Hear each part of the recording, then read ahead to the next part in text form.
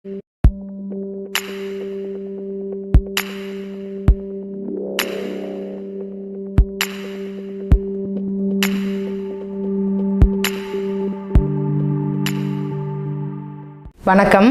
Galaxy health எஜுகேஷனின் சார்பாக healer M Gomathi. ஆரோக்கியமான ஆனந்தமான சமுதாயத்தை உருவாக்குவோம். இந்த வீடியோவில் பார்த்தீங்கன்னா சளி தொந்தரவுக்கான காரணங்களையும் அதற்குண்டான தீர்வுகளையும் பார்க்கலாம். பொதுவாக மழைக்காலங்கள் பனிக்காலங்கள் இதெல்லாம் வந்ததுனாலே எல்லாத்துக்குமே பொதுவாக சளி பிடிச்சிக்கும்.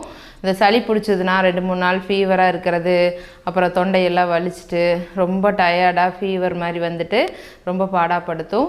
அதுக்கு பொதுவாக நம்ம இயற்கையாக உணவுகள் மூலமாகவும் அந்த அக்குப்ரெஷர் புள்ளிகள் மூலமாகவே சரிப்படுத்திக்கலாம்.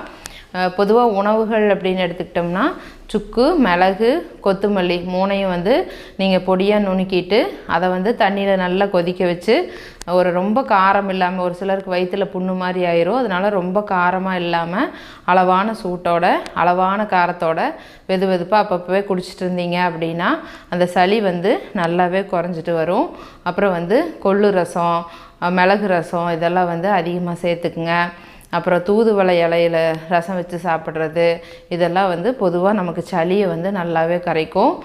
அது மட்டும் இல்லாமல் பார்த்திங்கன்னா என்வி சாப்பிட்றவங்களா இருந்ததுன்னா நாட்டுக்கோழி அப்புறம் நண்டு சூப்பு இதெல்லாம் கொஞ்சம் எடுத்துக்கிட்டிங்கன்னா உங்களுக்கு நுரையீரலில் வெப்பத்தை உண்டு பண்ணும். அப்போவும் இந்த சளி படிப்படியாக சரியாக ஆரம்பிக்கும். அப்புறம் வெத்தலையில் பார்த்திங்கன்னா 2-3 குறுமிளகு வச்சு அது கூட கபசுர குடிநீர் பொடி அப்புறம் கொஞ்சம் தேன் இதெல்லாம் கலந்து அதை சுருட்டி நீங்கள் நல்லா மென்று முழுங்கினீங்கன்னா உங்களுக்கு அந்த சளி படிப்படியாக குறையும். வெத்தலையில் அப்பப்போ 2 மிளகு வச்சு மென்று முழுங்கினா கூட போதும். அந்த சளியெல்லாம் நெஞ்சில் இருந்ததுன்னா எல்லாமே கரைச்சி வெளியில் தள்ளிடும்.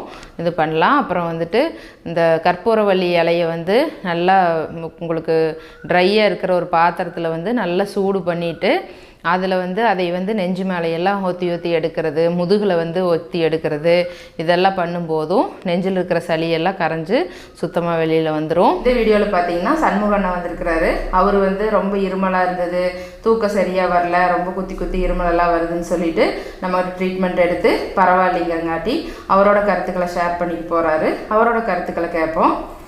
வணக்கம். ஃபஸ்ட்டு வரும்போது இரும்பு ரொம்ப நிற்காமே இருந்ததுங்க. அப்புறம் இங்கே அக்குபஞ்சர் வந்ததுக்கப்புறம் ஃபஸ்ட் டைம் ட்ரீட்மெண்ட் எடுத்துங்க, கொஞ்சம் பரவாயில்ல மாதிரி இருந்ததுங்க. அப்புறம் செகண்ட் டைம் எடுக்கும்போது ஓரளவுக்கு நல்லா கிளியர் ஆகிடுச்சுங்க. அதனால் பிரச்சனையே இல்லைங்க. ஆனால் இரும்பில் எப்படி போகுங்கிற அளவுக்கு ஒரு சந்தேகத்தில் தான் வந்தேங்க. வந்ததுக்கப்புறம் இங்கே வந்ததுக்கப்புறம் 2 டைம் வந்ததுக்கப்புறங்க அந்த நல்ல இரும்பில் சளியில் சுத்தமாக கிளியர் ஆகிடுச்சுங்க. இப்போ நல்லா இருக்குங்க.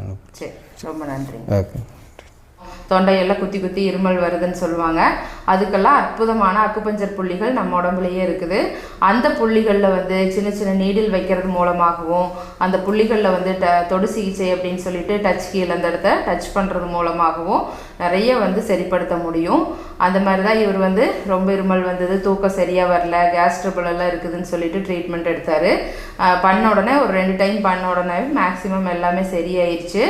அந்த அளவுக்கு ஒரு அருமையான ட்ரீட்மெண்ட். நம்ம தொண்டை கரகரப்பு, தொண்டை வலி, தொண்டையில் ஒரு மாதிரி புண்ணு மாதிரி இருக்கிறது இதெல்லாம் அருமையாக சரியாகும். பார்த்துட்ருக்குற வியூவர்ஸ், உங்களுக்கு இந்த தொண்டை பிரச்சனைகள்லாம் இருந்ததுன்னா அதை சரிப்படுத்துறதுக்கு அற்புதமான அக்குப்புள்ளிகள் சொல்லித்தர்றேன். அந்த புள்ளிகளில் நீங்கள் அக்குப்ரெஷர் பண்ணும்போதும் சில பகுதிகளில் நம்ம அழுத்தி விடுறது மூலமாகவும் அருமையாக குணப்படுத்திக்க முடியும். அந்த புள்ளிகளை நம்ம இப்போ பார்ப்போம். தொண்டையில் பார்த்தீங்கன்னா இந்த இடத்துல 2 அக்குபஞ்சர் புள்ளிகள் இருக்கும். இது தொண்டை கரகரப்பையெல்லாம் சரிப்படுத்தும். இந்த இடத்துல நீங்கள் இப்படி கையை வச்சு உங்களோட 2 பக்கம் 2 விரலை வச்சு மெதுவாக அப்படியே மசாஜ் பண்ணிகிட்டே இருந்தீங்கன்னா இந்த தொண்டையில் வர பிரச்சனைகள் எல்லாமே சரியாகும். தொண்டை கரகரப்பு, அப்புறம் தொண்டையில் குத்தி இருமல் வர்றது, டான்சில்னு சொல்லிட்டு டான்சிலிட்டிஸ் வர்றது, தைராய்டு இது எல்லாத்துக்குமே இந்த தொண்டையில் இந்த மாதிரி மசாஜ் பண்ணிக்கலாம். தொண்டையில் பார்த்தீங்கன்னா இந்த தொண்டைக்குழியில் இந்த மாதிரி 3 நிமிஷம் நம்ம ஆள்காட்டி விரலை வச்சு மெதுவாக மசாஜ் பண்ணினாலும் இந்த குத்தி வர்ற இருமல் சரியாகும். தொண்டை பகுதியில் இந்த சுண்ணாம்பு இருக்கும். சுண்ணாம்பு கடைகளில் கிடைக்கும். அந்த வெத்தலைக்கெல்லாம் போடுறதுக்கு பாக்கெட்டில் இருக்கும். அதில் வாங்கி அந்த கொஞ்சமாக தண்ணி மட்டும் கலக்கி அதை இந்த தொண்டை பகுதியில் பூசிட்டிங்கனாலும் அந்த குத்தி வர்ற இருமல் சரியாகும். அப்புறம் பார்த்திங்கன்னா பாச்சாம்பால்னு சொல்லிட்டு பாச்சாம்பால் செடி இருக்கும். அந்த செடியில் வந்து கொஞ்சம் பால் வரும். அதை வந்து இந்த இடத்துல மண்ணை தொட்டு நல்ல மண்ணை காட்டு மண்ணாக எடுத்து அதில் குழப்பி அதை வந்து இந்த இடத்துல தொண்டையில் கொஞ்சம் பூசிக்கிட்டிங்கனாலும் அந்த இருமல் வந்து சரியாகும். சிறுநாக்கெல்லாம் வளர்ந்துருக்குதுன்னு சொல்லுவாங்க, அதுவும் சரியாகும். அப்புறம் வந்து இந்த இடத்துல வந்து REN 23 அதாவது கீழ்த்தாடையோட பள்ளத்தில் இங்கே அழுத்தி பார்த்தோம்னாலே ஒரு குழி மாதிரி தெரியும். இந்த இடத்துல இந்த மாதிரி வச்சு 3 நிமிஷம் மசாஜ் பண்ணுங்கள். இந்த REN 23யும் மசாஜ் பண்ணிங்கனாலும் சரியாகும். கையில் பார்த்தீங்கன்னா இந்த மாதிரி மைக்ரோபோர் டேப் அப்படின்னு சொல்லிட்டு எல்லா மருந்து கடைகள்லேயும் கிடைக்கும். டேப் வாங்கி வச்சுக்கோங்க. இதை வாங்கிட்டு இதில் ஒரு பீஸ் இந்த மாதிரி கட் பண்ணிவிட்டு அதில் வந்து 2 மிளகு வச்சுக்கோங்க. இந்த மாதிரி ஒன்று மேலே ஒன்று இந்த மாதிரி 2 மிளகு வச்சுட்டு அதை வந்துட்டு நம்மளோட கையில் இல்லை இடது கையில் ஒட்டிக்கிறது நல்லது.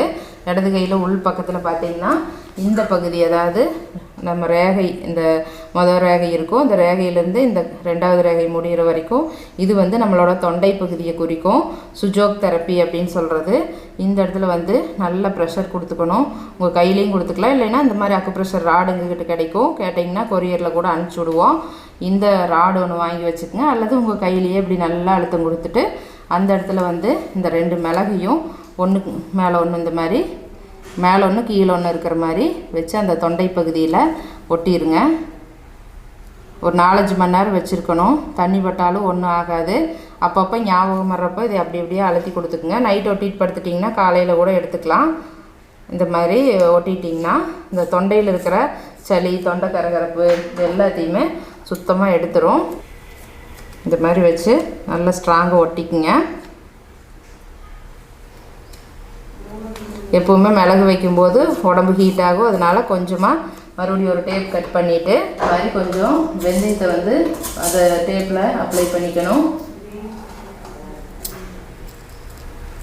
இது வந்து சீடு தெரப்பி அப்படின்னு சொல்கிறது. விதைகளை வச்சு நம்ம சமையல் அறையில் பயன்படுத்துகிற விதைகளை வச்சு நம்ம பிரச்சனைகளை சரி பண்ணுற ஒரு மெத்தட் இது. இந்த ஆள்காட்டி விரலில் 2வது ரேகைக்கும் 3வது ரேகைக்கும் இடையில் பார்த்திங்கன்னா இந்த கேப்பில் படுற மாதிரி இந்த வெந்தயத்தை வச்சு இப்படி ஒட்டிடணும். இதுக்கு மேலேயே இன்னொரு டேப் போட்டு ஒட்டிட்டிங்கன்னா தண்ணியெல்லாம் உள்ளே போகாது, நல்லா பிடிச்சிக்கும். இந்த மாதிரி பண்ணிக்கோங்க. இது அடிவயிறு பகுதி நல்லா குளிர்ச்சி பண்ணிக்கணும். எந்த இடத்துல மிளகு வச்சாலும் உடம்பு சூடாகும். அதனால் சமநிலைப்படுத்துறதுக்கு, அதாவது பேலன்ஸ் பண்ணுறதுக்காக நம்ம இந்த இடத்துல வந்து வெந்தயத்தை வச்சு ஒட்டுறோம். இந்த மாதிரி எந்த பிரச்சனைனாலும் சரிப்படுத்துறதுக்கு நம்ம உடம்புலையே நிறைய அக்குப்புள்ளிகள் இருக்குது. சில பகுதிகளில் அழுத்தி விடுறது மூலமாகவும், அந்த பகுதிகள் இந்த மாதிரி விதைகள் வைக்கிறது மூலமாகவும், சின்ன சின்ன அக்குபஞ்சர் நீடில் வைக்கிறது மூலமாகவும் அருமையாக வந்து நோய்கள் குணமாகும். இந்த நீடில் எப்படி வைக்கிறது அப்படிங்கிறத உங்களுக்கு நான் காமிக்கிறேன். அக்குபஞ்சர் நீடில் கழுத்தில் பார்த்தீங்கன்னா இந்த மாதிரி தான் வைப்போம். இந்த மாதிரியே அற்புதமான விஷயங்கள் நம்ம உடம்புல நிறைய இருக்குது. இதெல்லாம் தெரியாதனால தான் நம்ம இவ்வளோ நோய்களோட கஷ்டப்பட்டுட்டு இருக்கிறோம். இதெல்லாம் தெரிஞ்சுக்கிட்டு நம்ம வந்து நம்மளுக்கு நம்மளே அழுத்தி நோய்களை வந்து இயற்கையாக எளிமையாக குணப்படுத்திக்க முடியும். இதுக்காக பயிற்சி வகுப்புகள் வந்து சொல்லி தந்துட்டுருக்குறோம். எளிமையாக இருக்கும். தமிழில் எழுத படிக்க தெரிஞ்சாலே நீங்கள் வந்து தெரிஞ்சுக்கலாம்.